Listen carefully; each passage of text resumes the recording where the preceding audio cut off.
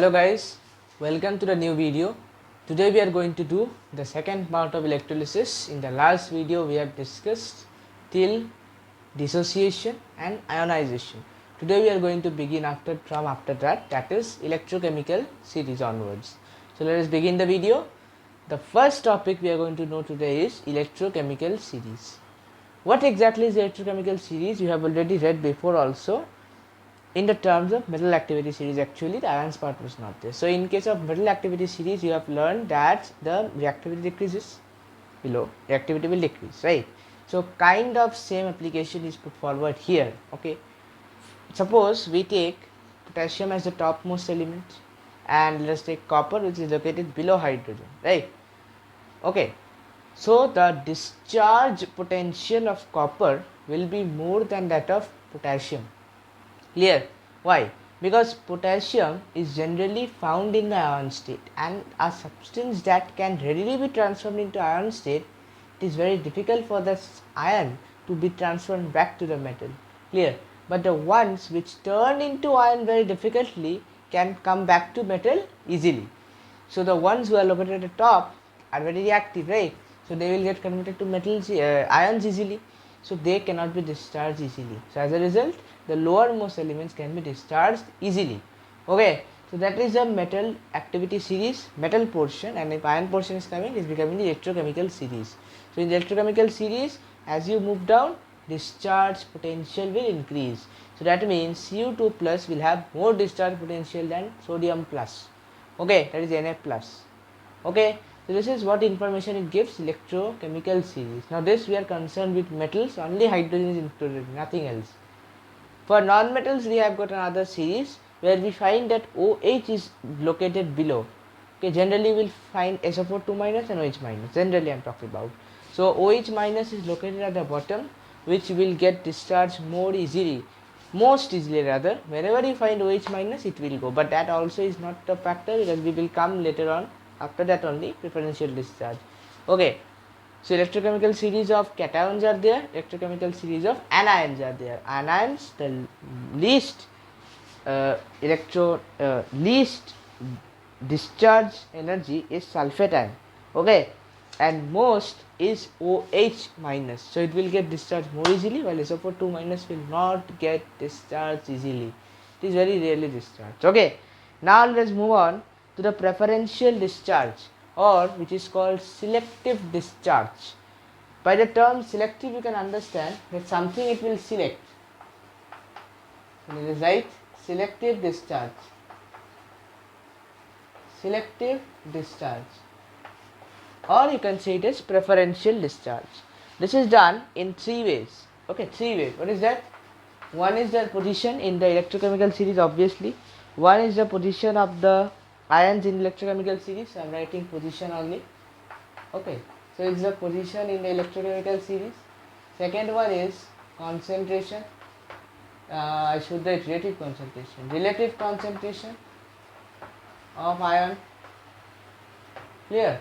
And third one is a very important one, that is the nature of electrode. A very important one.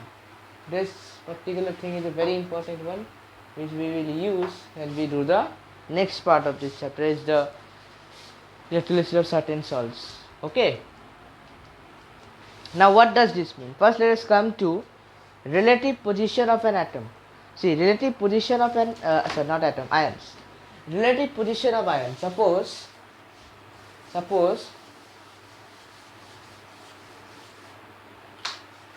I take Na positive and H positive. Now tell me, who will get discharged? Na positive or H plus positive? H positive. H positive. Right? Why? Because Na and H, which are located below, right? NaH up and H is somewhere below it. Not exactly below it, but there are a lot of elements before it. Okay, so this can get converted to Na plus most readily, but this cannot happen. It will happen, but it will take very much energy. But this will get converted to H plus at a very tough time comparatively to this. So this can get converted to this easily. Clear? So discharge will be H plus. So this is preferential discharge based on the location in the electrochemical series. Clear? So Na plus H plus. Now if I give Na positive and K positive, who will be released? Who will be released? Na positive or K positive? Na positive. Why? Because K is above, Na is less, lower. Again, whoever is lower will be getting released. Okay. So this was the first part. That is the position in the electrochemical series. Next is relative concentration. Relative concentration. A very proper difference can be understood if I take dilute NaCl and perform the electrolysis. Okay, this is actually chloralkali process. Okay, and another one is concentrated NaCl. What difference will you observe? Na will not release at any instant, everyone knows. Okay, acha. Cathode. What charge is cathode? Negative charge, right? Cathode is negatively charged. So what will happen at the cathode? Na will go? No, Na will not go. Dilute is stored, that means water is there. Water will have hydrogen ion. So Na will not go. We will go. Hydrogen will go. They have positive charge. So this will also be positive. Hydrogen can gain one electron. It will form nascent hydrogen.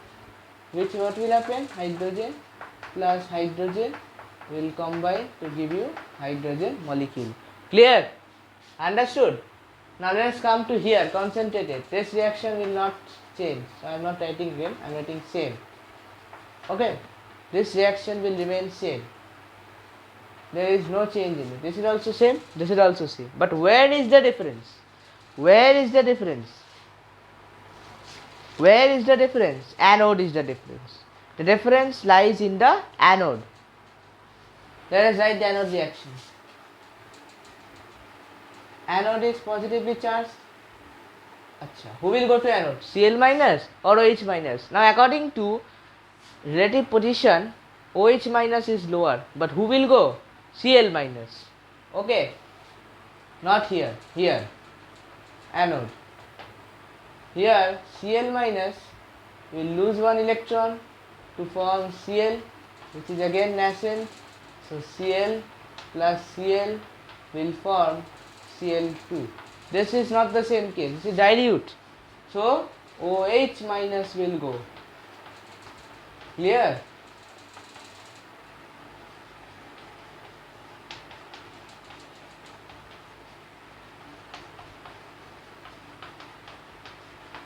Clear? Understood? Balance it by putting 2 here and 2 over here. That will balance. Clear? So at anode, what is happening here? Oxygen is being formed either. And here chlorine is being formed. Why? Because in case of concentrated, concentration of chlorine is more. Concentration of chlorine is more. There is a complete different concept for this that I am not saying it right now. Okay, it is over voltage. It is different. So here Cl2 is more in number. It will block the path of OH minus. So Cl minus will go. Okay, OH minus will not go in case of concentrated. But in case of dilute, OH minus has to go. Because in case of dilute, water is more in concentration. Clear? Okay? Okay. Now at any instance, be it relative, be it concentrated, Na cannot be formed at the cathode. Na will not be formed at the cathode. Na is a very reactive metal. Clear? It is very reactive. It is very reactive. Hydrogen will always go there. Okay? This process we use in chloralkali process. I don't know how many of you have learnt or not. Chloralkali process, where NaOH is formed as well as chlorine gas is evolved. So it is a chloralkali process. Okay, we are not going to chloralkali process now. Third one, that is the nature of electrodes.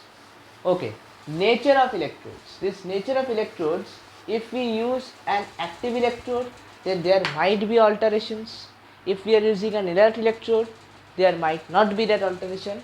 Example we will come when after this, when we are learning the study of certain electrolysis. Okay, just after this we are going to come. Like, we need to remember the names, right? Inert electrode, that means which do not react easily. What are those? Graphite, and there is your platinum. Clear? Platinum and graphite, they are inert electrodes. They will not take part in electrolytic reaction. Clear? But active electrodes like this,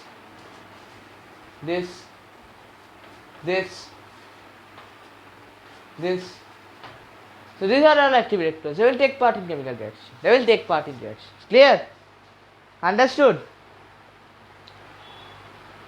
There is electrolysis of copper 2 sulfur solution later on, and with that time we will discuss about this in more details. Okay? Okay. Now let us move on to the study of electrolysis. Study of electrolysis in certain compounds. First compound we are going to study electrolysis in is lead bromide. What are we going to study? Lead bromide.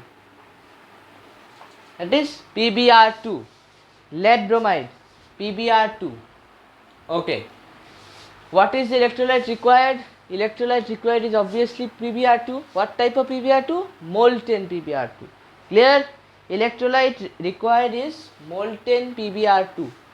Electrolyte required is molten PbR2. Temperature is above 380 degrees Celsius.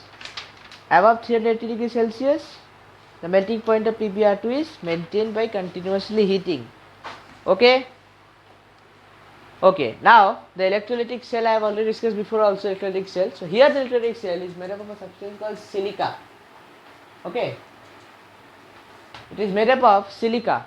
Now why is it made up of silica? It could have been made of anything else, but why silica? Because silica is a non-conductor of electricity. It is a non-conductor of electricity and it can withstand high temperature. Now you will say why?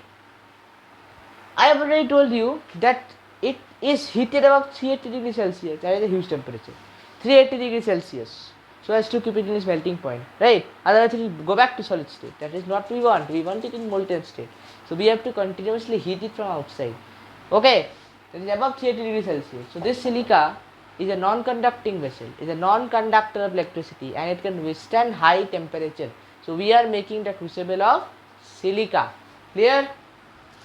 Okay? Okay. Now, what will happen to the PbR2? It will dissociate. It will dissociate. Dissociate into what? PbR2. Pb2 plus Br2 minus Br minus. Here 2 ions are there, so 2 Br minus. Clear? Don't write Br2 minus. This 2 Br minus. Clear? This is the first dissociation reaction. Now, we are concerned about cathode and anode. Right? We are concerned about cathode and anode. And there is no water over here. It is all molten. Clear? So who will go at the cathode? A very simple thing that you can see from here. Now who will go at the cathode? Cathode is cation. Cathode will cation goes to cathode. I have already told in the last video. So cation will go. Who is the cation? Pb2 plus. So Pb2 plus has to go to cathode. Now I have already told whatever is the charge here, put this over here. How many electron? 2 electron. 2 electron. What will happen? Pb. Clear? Anode reaction. Who is left? 2 Br minus 2 electron forms 2 Br or Br2. Clear? 2 Br minus 2 electron forms Br2. Directly you can write or 2 Br you can write. Okay. Now if you are having problem in writing like this, you can write like this. I showed directly, but you can write like this, like Br minus electron forms Br. So Br plus nascent Br forms Br2. Clear? This is also fine. So instead of this, we have directly written it here. 2 Br ions are there, so they will gain lose 2 electrons. As a result, there will be 2 Br molecules. That is 2 Br atoms. Sorry, so it will form a Br molecule. Clear? So directly I wrote. So you can write like this. Same thing. Achha. Now the next thing is observation. What observation will you see? Observation. Here Pb metal is depositing. So what can be the observation? Silvery grey metal deposit. Silvery grey metal deposit. Silvery grey metal deposit, which is lead. Clear? Anode. Anode reaction. Not reaction. Sorry. Anode observation. What is observation? Dark reddish brown fumes of bromine. Clear? Anode observation, dark reddish brown fumes. That is of whom? Bromine. Right? And here it is silvery grey metal deposit. Lead is silvery grey metal deposit. Bromine is dark reddish brown fumes. Understood PbR2? Understood PbR2? Okay. There one reason I have already told you before, that why we need to use silica as the crucible, and the second thing that will be asked is that when we are performing this, we are using the electrode as graphite. Why not platinum? We are using the electrode as graphite, and why not platinum? Because platinum reacts with this bromine vapors. Clear? But graphite is unaffected by this reactive bromine. You can understand it is reactive, right? Halogen is reactive. So it is unreactive with graphite. Clear? Or graphite is unaffected by Br2. It is bromine gas, highly reactive bromine gas. Clear? Understood? Next, we are moving on to acidified water electrolysis. Electrolysis of acidified water. The word acidified needs to be focused on. So we are now going to do electrolysis of acidified water. First question that will come up is, why not HNO3? Why not HNO3? HCl? Why not HNO3 HCl? Why are we concerned with H2SO4 only? Reason we will learn is study of compounds as well. HNO3 and HCl both are volatile acids. Both are volatile acids. They will evaporate. That we do not want. This is a non-volatile acid. Okay. Study of sulfuric acid is there. Then we are going to learn that. This is a non-volatile acid. So that is why we are going to use H2SO4. Okay. Now coming to the first part. Dissociation. Coming to the first part. Dissociation. What will be dissociation? Very easy. H2O will itself dissociate into H plus OH minus 2H plus. Here H2SO4 will be dissociating into H plus twice plus SO4 2 minus. Tell me, any doubt? Any doubt?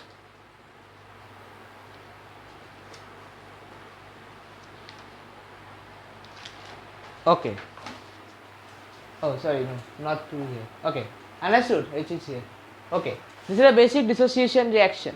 Okay, now which one will move to the anode and cathode? You have to think.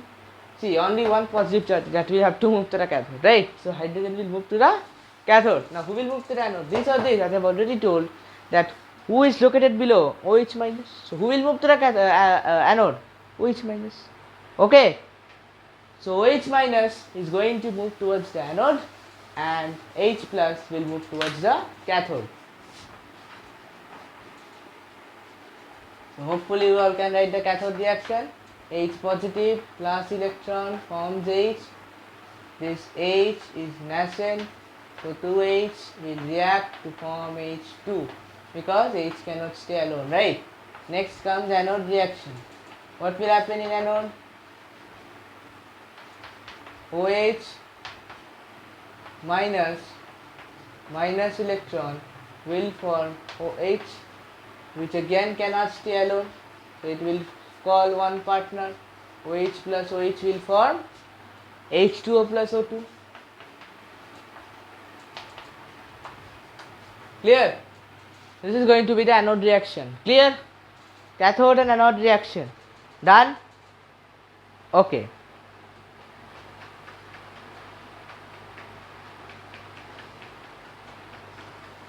Acha. Now, what is the observation?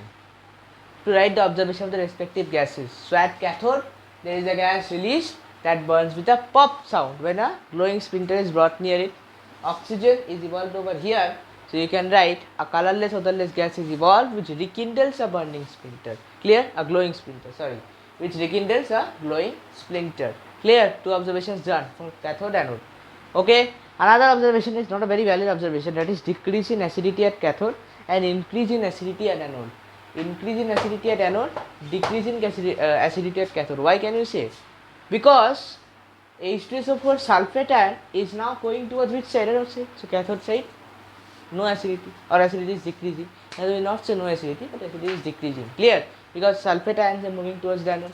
They are moving towards the anode. Do not be in the notion that they are not moving. No, they are moving, but discharge is OH minus. Clear? But they are moving to the anode. Okay? Understood?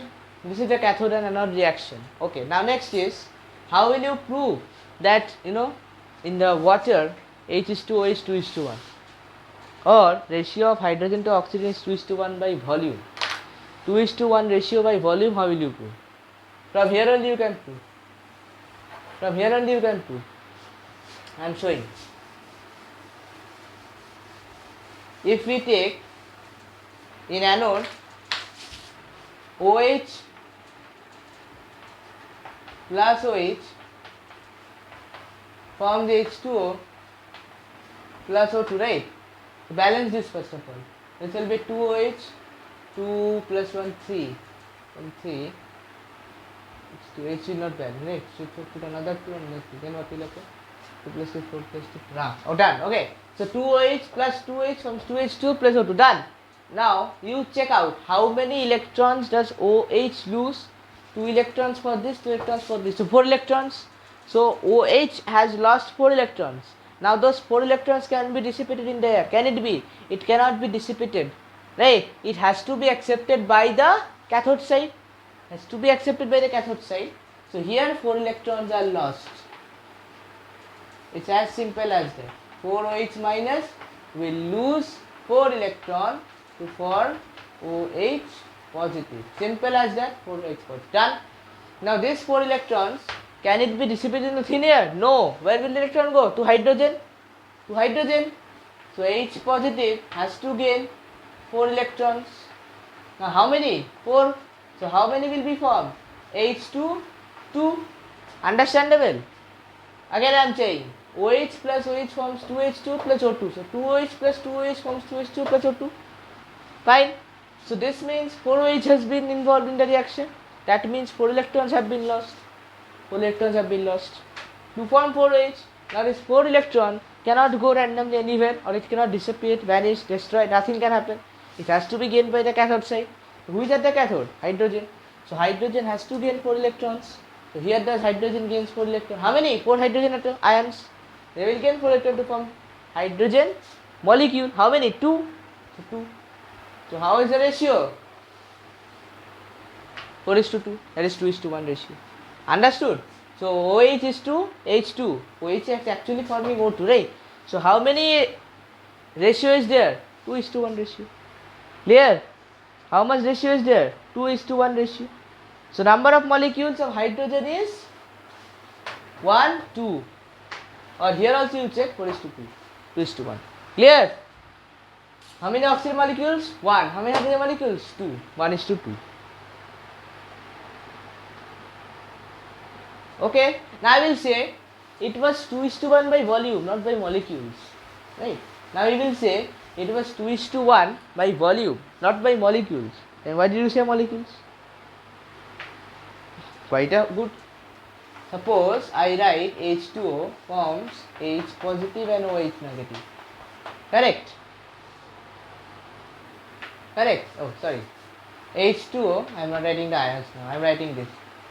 Can I write like this? I am just writing like this. Can I write like this? I can write, because H2 is evolved, O2 is also evolved. Okay. Acha. If we put 2 here, if we put 2 here, everything is okay? Okay. Fine. Now you see 2 volumes, 2 molecules. I am writing the term mole. Clear? That is not there right now. And here also 2 mole. Forms 1 mole. Now we will say, how can I write volume? Yes, you can write volume. You can write 2 volume combines with 2 volume to form 1 volume. So what is the ratio of their volumes? 2 is to 1. Now so you will say, why? Because you have not learned Avogadro's law. Avogadro's law can be substituted with Gay-Lussac's law, because Gay-Lussac's law is explained by Avogadro's law. It's as simple as that. Okay. So you can substitute this by this. Simple. So 2 is to 1 is the ratio of hydrogen is to oxygen by volume. Clear? Understood everyone? Okay. Next one, let us move on to acidified copper sulfate solution. Acidified copper sulfate solution. Okay, copper sulfate. Acidified is there, that means the same acid we are going to induce, H2SO4. Now, first case, there will be two cases for this, I have already told you. Two cases. First case is using platinum electrode. Clear? Is using platinum electrode. First is platinum electrode we are using. Clear? So, this is everything will be done using the platinum electrode. Okay, now tell me what electrolyte we will use? Obviously, we will use copper sulfate. Electrolyte that we will be using is copper sulfate. Electrolyte that we will be using is copper sulfate. Clear? Okay. So copper sulfate is the electrolyte. Dissociation happens, forms Cu2 plus and right. Another acid is there, H2SO4, H plus plus. Another substance is there, water. Clear? So there are three dissociation reactions happening. There are three dissociation reactions happening, right? Okay. So ions present at this, ions present at this. Now you tell me, who will go towards the cathode? Copper. Why? Copper is located below hydrogen. That is why it cannot displace hydrogen from its compounds, right? Copper is located below hydrogen, so it cannot displace the elements from its from hydrogen from its compounds, right? And here who will move? OH minus again. Okay, so let's write the cathode and anode reactions. Cathode, negative charge, positive is going to move, Cu2 plus will move, plus gain 2 electrons, Cu metal form deposited. Anode, OH negative, losing electron to form OH, nascent, OH nascent reacting to give out H2O. Tell me any problem? Any problem? Now observations, that is a very important question. Observations. What observation will you get over here, cathode? What observation will you get over here, cathode and anode? Check properly. This you already know. Rekindles a glowing splinter. Very simple. What observation will you act for this? Reddish brown or pink metal deposit. Reddish brown or pink metal deposits, okay, for copper at cathode. So cathode observation is copper deposit, that color is reddish brown or pink metal deposit. This is rekindles a glowing splinter, colorless odorless gassy ball that rekindles a glowing splinter. Okay, this was the first case, that was when we were using platinum electrodes. Another question that can come up from here is, the blue color of the solution fades. Why? Loss of Cu2 ions, Cu2 plus ions, now it's getting color Cu, its color is different. Okay, question can be asked in a twisted way. What change do you observe in electrolyte? So electrolyte color fades away. That is, blue color generally, gradually fades away due to the finishing of Cu2 plus ions. Clear? Because Cu2 plus ions are being used up. Okay. Next is the same reaction but using a reactive electrode, that is Cu electrode. Clear? Using the Cu electrode, copper electrode.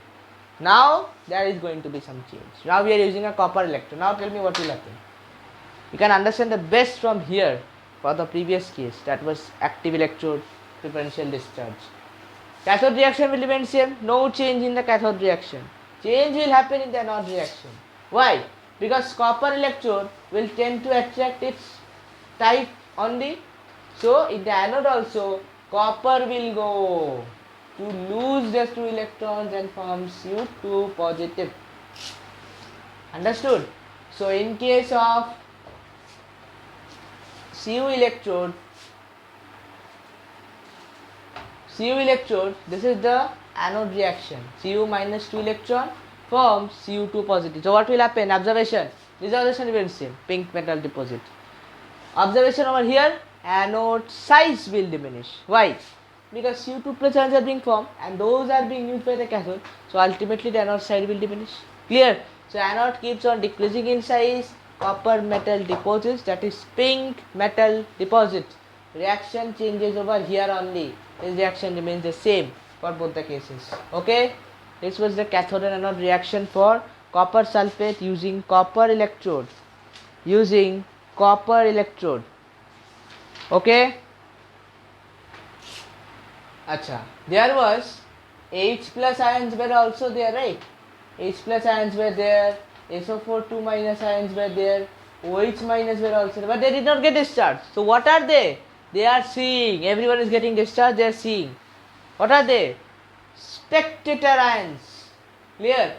They are spectator ions. They are spectating the others getting released. So they are the spectator ions. Clear? So in this video, till this much only. In the next video, we'll be discussing about the remaining part, that is electroplating and electrorefining in the next video.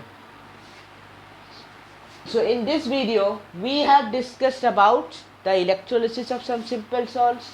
We have discussed about selective discharge. Okay. So hope you all have enjoyed watching the video. If you have doubts, please write in the comment section. See you in the next video. Thank you.